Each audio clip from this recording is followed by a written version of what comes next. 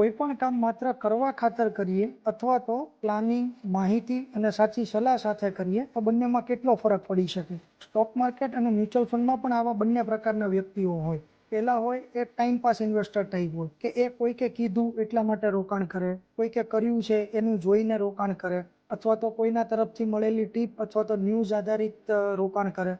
ગમે ત્યારે માર્કેટમાં એન્ટ્રી લેશે, ગમે ત્યારે એક્ઝિટ લેશે, ગમે ત્યારે એસઆઈપી ચાલુ કરાવશે, ગમે ત્યારે બંધ કરી દેશે અથવા તો બદલી નાખશે. આમાં નથી કોઈ પણ પ્રકારનું પ્રોપર ફ્રેમવર્ક કે નથી કોઈ પણ પ્રકારનું પ્લાનિંગ, નથી કોઈ પણ જાતની સિસ્ટમ કે નથી કોઈ ગોલ્સ. બસ કરવા ખાતર કરે છે અથવા તો બધા કરે છે એટલા માટે કરે છે. બીજી કેટેગરી છે ડેડિકેટેડ અને વેલ પ્લાન્ડ ઇન્વેસ્ટર્સ.